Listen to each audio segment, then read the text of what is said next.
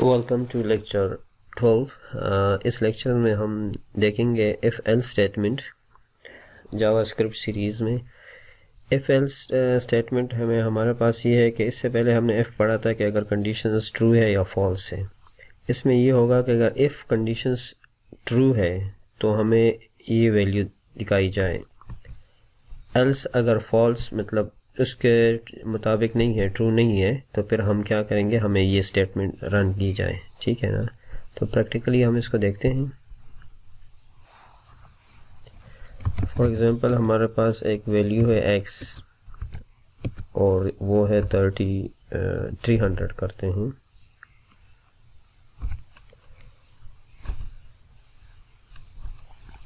अब हम लगाते हैं कि if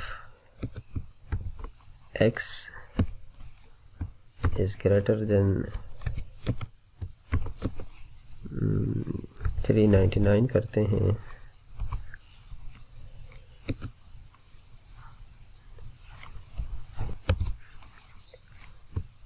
कर्ली ब्रैकेट यूज करते हैं। डॉक्यूमेंट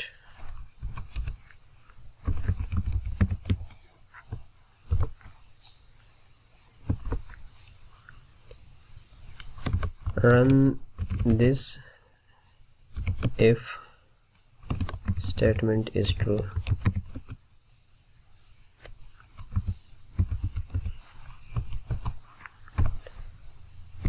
else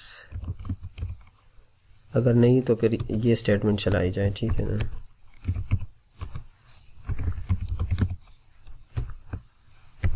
ये एक सिंपल सी मिसाल है इसकी।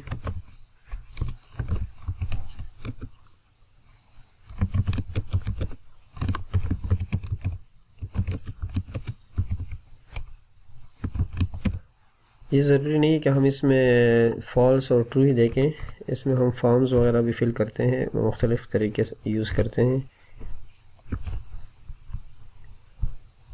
देखिए अब क्या है, हमारी स्टेटमेंट क्या है कि x इज़ ग्रेटर देन 299 है। तो क्या कहते हैं कि run this if statement is true. तो ये स्टेटमेंट ट्रू है क्योंकि यहाँ पे x की वैल्यू जो है वो 299 से ज़्यादा है, तो उन्होंने इस वैल्यू को रन कर दिया है। अब अगर ये इसको हम स्मॉल कर देते हैं, 400 करते हैं यहाँ पे, तो फिर क्या करते हैं, run this if statement is false. अब क्या है कि 400 की वैल्यू यहाँ से ज़्यादा है, तो यहाँ पे हमारी स्टेटमेंट फॉल्स हो गई है। इसमें हम सेम और नॉट सेम को भी यूज़ कर सकते हैं। फॉर एग्जांपल यहाँ पे हम कहते हैं कि इफ़ x इज़ सेम तो रन दिस।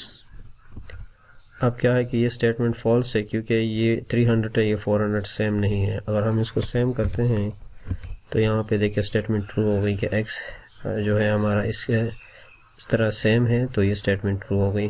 तो इसको हम अपने जेंडर्स के लिए भी यूज़ कर सकते हैं कि अगर इफ़ जेंडर इज़ दिस है तो स्टेटमेंट को इस तरह प्रिंट किया जाएगा, नहीं है तो इस तरह। मुख्तलिफ़ ओकेजन्स और मुख्तलिफ़ स्टेटमेंट में इसको यूज़ करते हैं, फेल स्टेटमेंट्स। तो इस लेक्चर्स में इतना ही। Thanks for watching.